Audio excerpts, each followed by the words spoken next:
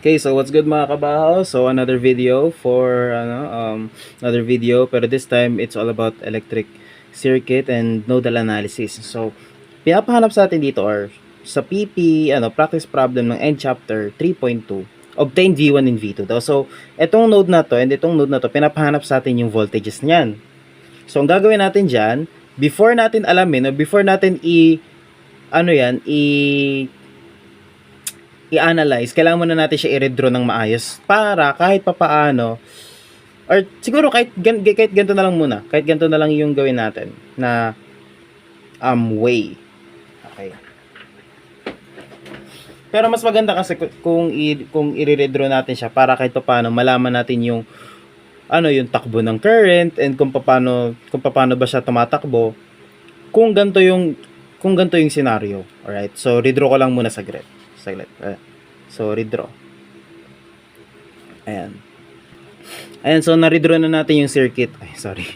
Lumabo siya. So na-redraw na natin yung circuit. Now, i-analyze natin kung paano ba tumatakbo yung current niyan on both schematics kasi same lang din naman yun, both diagram. So, kung mapapansin natin, meron tayong current source sa gitna.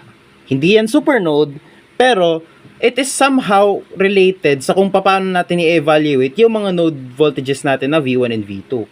Okay, so, ang current kasi, pwede siyang pumunta pababa. Tama? Kasi, pumasok siya, di ba? Pumasok siya dito sa node na to. Pero, pwede rin siyang pumunta pataas. From ground. Kasi ganyan yung takbo niyan eh. Pwede rin siyang mag-spread out galing dito papunta dito. Kasi same node yan eh. Same node yan. And ito, pwede rin siyang magkaroon ng current dito papasok. Ito hindi na natin to kailangan isipin pa kasi meron ka naman ng papasok na current dyan. Given na yan. Okay, so yeah, that's it. So kung i-rewrite natin to dito or i-illustrate natin yan, ganito siya. Ayan. Ganito yan. Ganito siya. Sorry. Pataas sana isusulat ko eh. Drawing ko eh. Sa ganyan. So, malalaman na natin kung ano yung mga papasok na current and yung mga lalabas na current.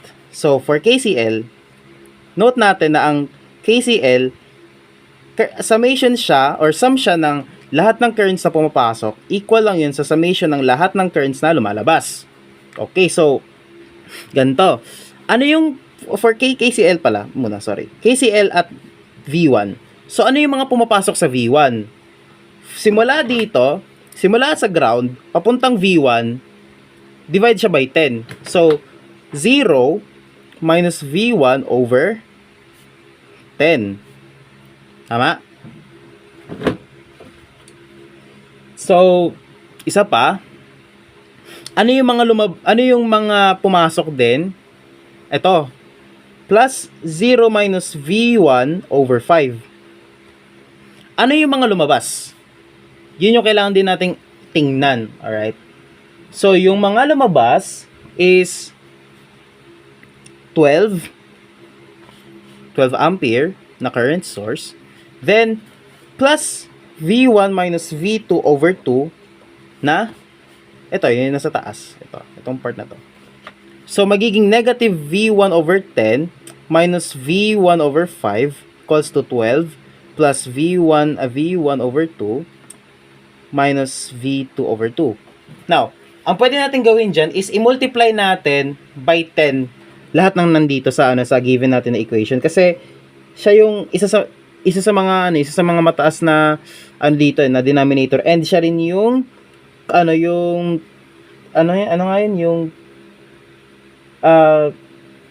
LCD ata or GCF. Basta LCD ng 5 and 2.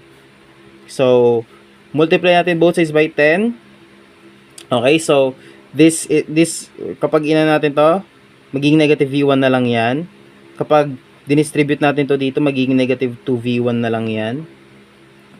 Pag dinistribute natin tong 10 dito, magiging negative 5V2 yan. Okay? Pag dinistribute natin yan, magiging 5 V1. Tama? Kasi V1 minus V2, right? Tapos pag minultiply naman natin to dito, 10 times 12 will be 120. Okay. So pag inayos natin yan, meron tayong negative V1 minus V1 equals to 120 plus 5V1 minus 5V2. Ayun na. So, i-subtract na lang natin both sides by V1. 5V1. Ayan. Tapos, add natin both sides by 5V2. So, negative 1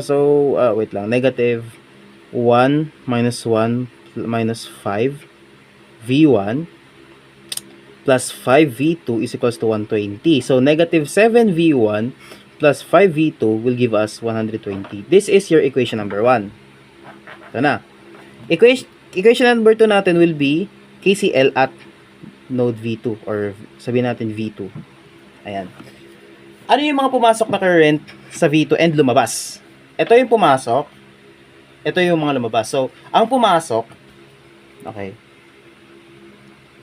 I in is equals to summation ng I out. Ang mga pumasok, 6 plus V1 minus V2 over 2. Equal siya sa lumabas, which is V2 over 4. V2 over 4. Now, pwede ba natin siya i-multiply by 4 both sides, kuya? Ay, wait lang. Meron pa pala pumasok na isa, which is 12 volts, ay 12 ampere pa pala since ito yun. Ito yun, sorry. Nakalimutan ko. Okay, so, 12 plus 16 will give us 18. Okay, 18. Plus V1 minus V2 over 2 equals to V2 over 4. So, pwede nating i-multiply on both sides by 4. Alright. So, it will give us 18 times 4. Wait. Home. Sorry, hindi ko pa pala naayos yan. 18 times 4 will give us 72. Okay, 72 plus 2V1 minus 2V2 is equals to V2. Subtract both sides by V2 and subtract both sides by 72. We have 2V1. Sorry. We have 2V1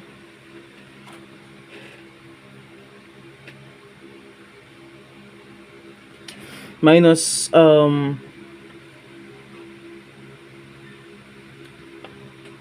3V2 is equals to negative 72. Number 2 mo to. Equation number 2. So, pag kinuha natin yung two unknowns niyan using calculator, ganito siya.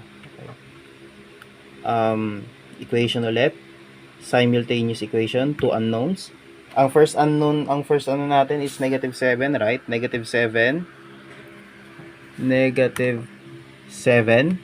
Then 5, right? Yung sunod, 5 and 120.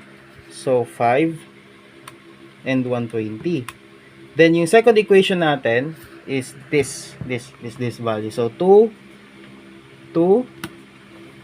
negative 3, then negative 72. Okay, negative 72. So, it will give us na yung V1 natin is 0 volt and yung V2 natin is 24 volts. Okay. So, ito na yung answer natin for V1 and V2 since ang pinapa-obtain lang sa atin is V1 and V2. So, ayun lang yung yung process kung paano sasagutan. So, sana may natutunan kayo and babush.